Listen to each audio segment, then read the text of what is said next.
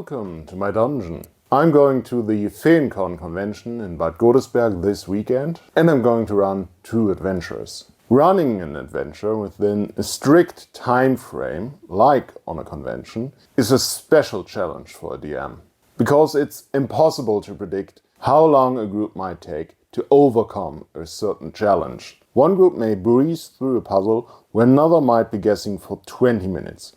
One group might get a streak of lucky rolls and breeze through a combat encounter, while another is almost wiped out after an hour of fighting. So, when you're trying to manage this unpredictability of how long something takes within a strict time frame, you, as a GM, have to be flexible.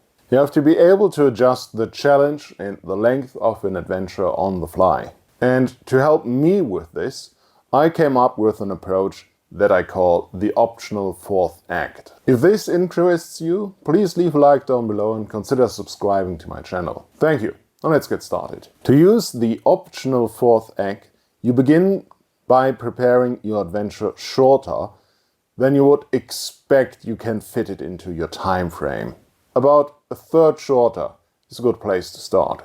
Think of this part of the adventure as a 3-act story of a beginning, middle and end. And once that is finished, you add some additional story, a 4th act. So your structure becomes beginning, middle, twist and end. This additional part of your story should be about half as long again as your adventure already was.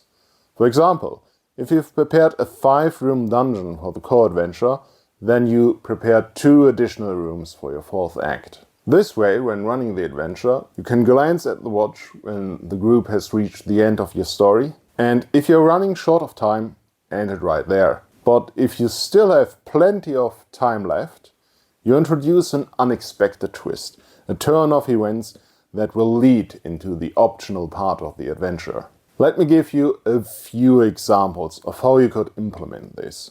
It's easy enough to do in a classic dungeon crawl. You just have to add half as many rooms again as your core dungeon have to the back of it.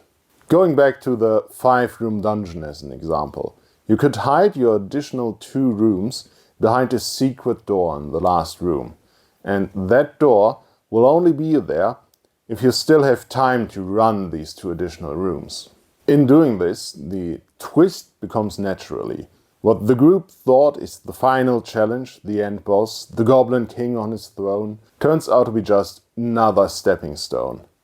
The real ending is hidden behind the secret door under the throne. When doing this, I suggest changing the type of challenge up after the last room.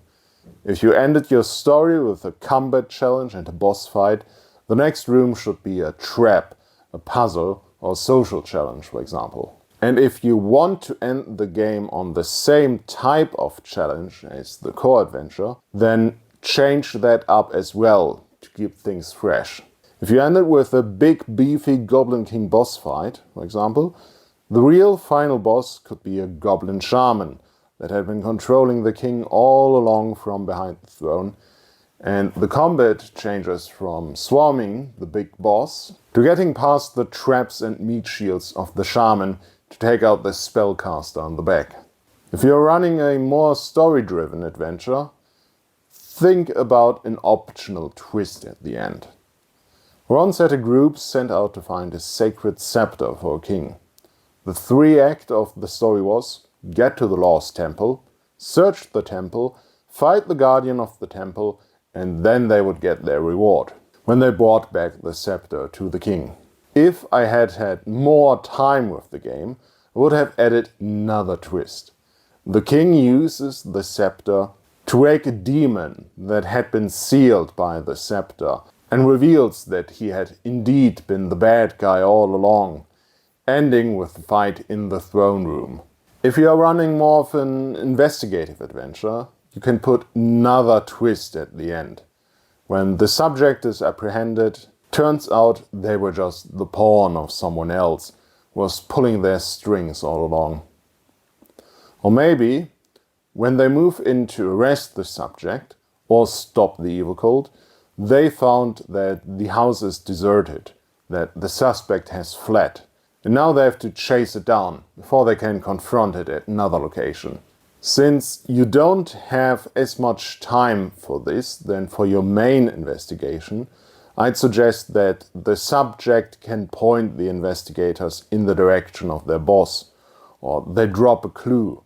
Maybe they get taken out by a sniper, and now the chase across the rooftops is on. So, to sum it up, to stay within a strict time limit, you have to prepare flexible. Prepare the main part a bit shorter than you think you need.